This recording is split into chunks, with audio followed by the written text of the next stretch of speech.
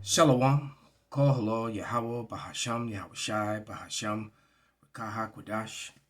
Double honors unto the apostles, double honors unto the elder bishops. Salutations to all my fellow laborers doing this work in truth and sincerity, risking their lives and their freedom to do so, now more so than ever. The 144,000 and the scattered elect that are scattered around the four corners of the earth, that be like unto the speckled bird, the Israelite foreigners among the heathen, that look like those heathen. And to the few Akwaf that are listening and learning, to you I say Shalom. This is not a color thing. The Israelites are scattered among all people. All right. Although the primary body of the Israelites is the Negro, Latino, and the Native Americans. All right. But they are scattered among all people. Innumerable multitude, as it says in Revelation 7 and 9. As a matter of fact, let me get that, because prior to that, when you go to Revelation, I'm actually having a conversation back and forth with a Jewish friend of mine, or a friend of mine on TikTok. We talk back and forth, friendly conversation, nothing hostile or anything like that. And she's beginning to see the truth. It is what it is. I said, you understand this. You just might be one of those scattered among the heathen that look like the heathen. All right, but this is Revelation 7 and 9. All right. Wait, I'm in 21, Salakia. Far from 7. Let's go back to 7. All right, because 5 through 8 gives you the 12 tribe breakdown, 12,000 from each of the 12 tribes. All right, so once you get to verse 9, it says, "And after this I beheld, lo, a great number which no man could number, of all nations." See, because we got scattered among all people through the slavery and through the diaspora. All right, through the diaspora, and also through chattel slavery. Because remember, the slave trade started here in the Americas with the so-called natives of the islands and of South America. And they were being sent back to Africa and back to Europe. They were taking natives from from Florida, from the plains, and even Mexicans, and they were sending them to Philippines and different places in Europe. In the movie the Brotherhood of the Wolf, they show you a Gadite being brought to France. It was considered exotic among the women. All right, but Revelation 7 and 9. "And after this I beheld, and lo, a great number, which no man could number, of all nations and kindreds and people and tongues, stood before the throne, before the Lamb, clothed with white robes and palms in their hands." All right, so people will read that and say, "See, everyone can make it." No, those are the scattered Israelites. Okay, when you go to I believe it's I think it's in Ezra's. It's been a while since I read it.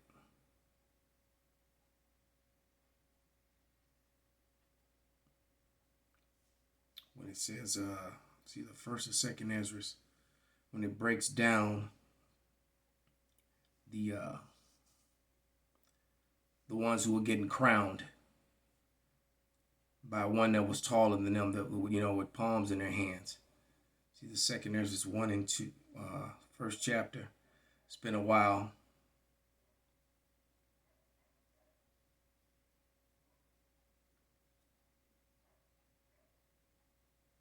And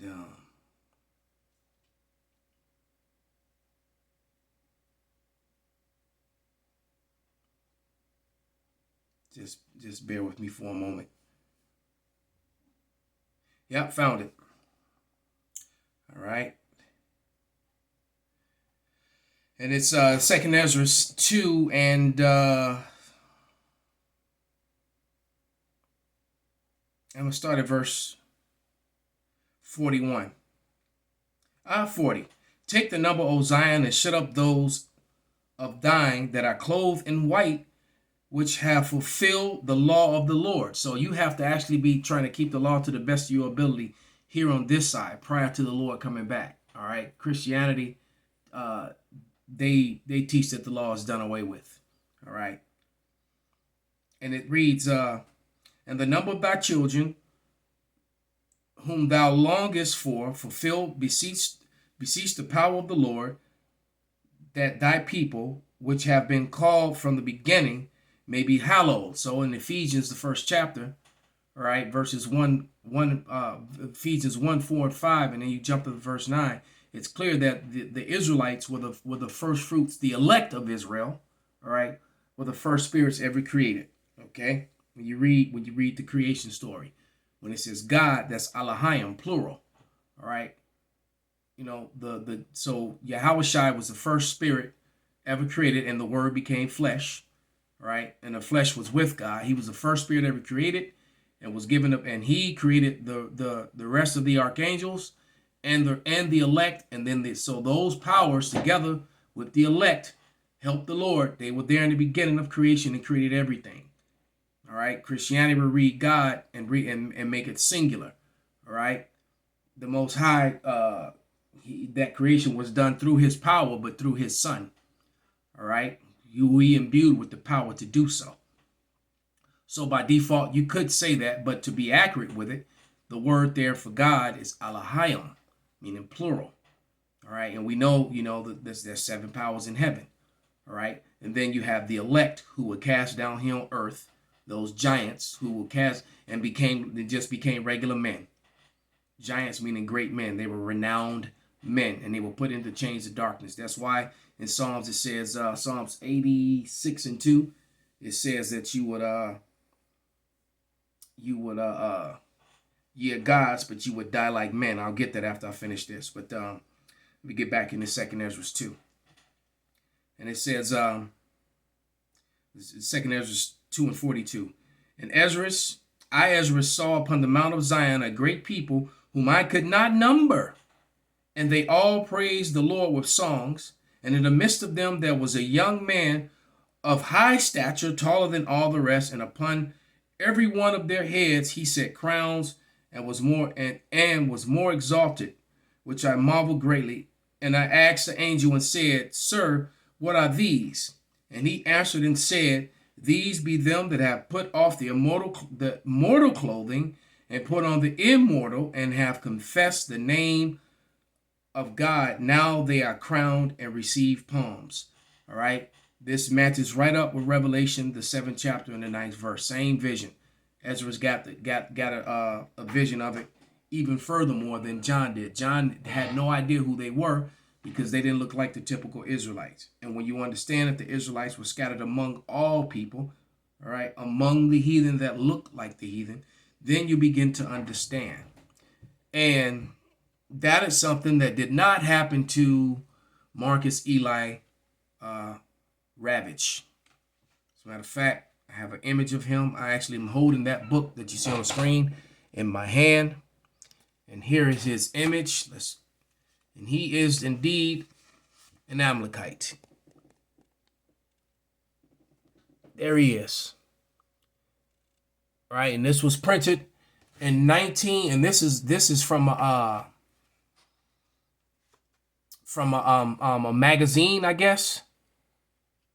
It says one of them points out the depth of their guilt, written by Jewish author and originally published in the Century magazine. There you go, 1928. Okay, and I'm just going to read or show you in the back of the book, because this is a very short book, 34 pages. All right. Well, I can't wait to read this, but I'm just going to show you his works. All right. Here it is. It says works. The American in the making of the life story of an immigrant. All right. The Jew pays, a narrative of consequences of the war to the Jews of Eastern Europe and the manner in which the people have attempted to meet them. The Malady of Europe, New York, Macmillan, 1923. The Story of the Teapot Dome, Republic Company of 1924. A Real Case Against the Jews, Century Magazine, January 1928, volume 115, number 3, pages 346 to 350. So that's what we're going to be reading. That right there is going to be part 2 of this video. See if we can get it to focus again. All right. Like Amalek messing with the camera from the other side. This is what they do. Come on, man. Wow. All that. Okay. And then the Jew commissionary to the Gentiles, first to see the possibilities of war by propaganda. Wow, that's going to be interesting. Century Magazine, February 1928, volumes 115, number 4, pages 476 to 483. So Putin said in that interview he gave with Tucker Carlson that the West are the kings of propaganda. And this is true. And the West is controlled by, well, all you have to do is look up the owner of all the media companies, but whether it be online media or if it's, television, cable network media. Just look up who the owners are. I won't say any more. All right, The Empress of Innocence, The Life of Marie Louise, New York, A.A. Koff, 1931. Bombshell Against Christianity. Well, I bet you that was real good. All right, because Judaism is very against Christianity, though Christians love to support Judaism. It's just weird. The Jewish people can't stand Christianity nor your Christ, but yet you still think that these are the people of the Lord. Or, as a matter of fact, you know that they're not. You just try to push that lie to uphold, Edomite superiority, or what you ignorantly and falsely call white superiority. All right, because you're all the same people. But let me just read the first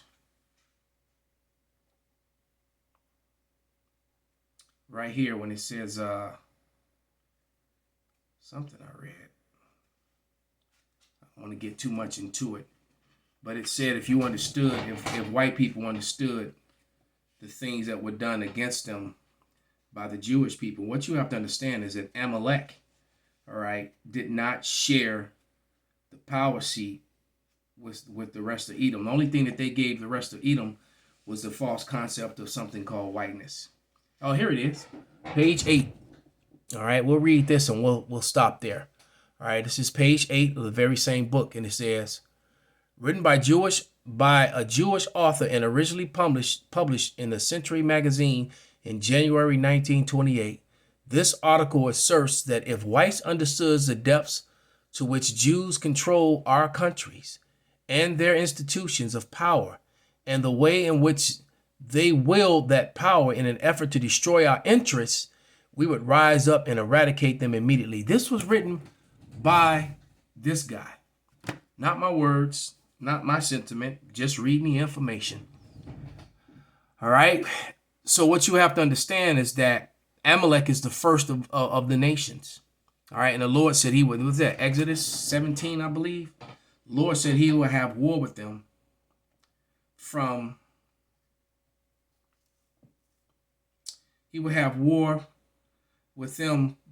generation to generation.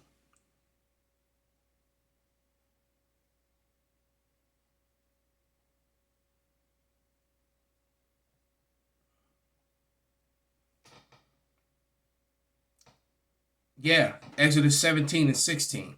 And it reads, for he said, because Yahweh have sworn that Yahweh will have war with Amalek from generation to generation. All right. Exodus 17 and 8. Then came Amalek and fought with Israel in Rephidim. And Moses said unto Joshua, choose us out men and go out and fight with Amalek tomorrow. And I will stand on the top of the hill with the rod of power in my hand. So Joshua did as Moses had said to him and fought with Amalek. And Moses and Aaron and Hur went up to the top of the hill. And it came to pass when Moses held up his hand that Israel prevailed. And when he let it down, and when he let down his hands, Amalek prevailed. But Moses' hands were heavy, and he took a stone and put it under it, and he sat thereupon, and Aaron and Hur stayed up his hands the one on the one side and the one on the other side, and his hands were steady until the going down of the sun. And Joshua discomfited Amalek and his people with the edge of the sword. And it tells you that Amalek's end is going to be grievous, shameful, painful, and embarrassing. All right, but Amalek definitely rules the world. All right, they really mistreated their own brethren, and that's why the clan dislikes them so much and has a hatred for them almost equal as they do to the actual real Judeans, which are the Negroes, Latinos, and Native Americans, or the Negroes, I should say, the Israelites being the Negroes, Latinos, and Native Americans collectively. All right, but we're going to dive into this book in part 2. That was just like the introduction. So with that, all praises, glory, and honor be unto Yahweh, Bahasham, Yahweh Shai, Bahasham, Rakaha Kodash, Kwam Yasharala Shalom.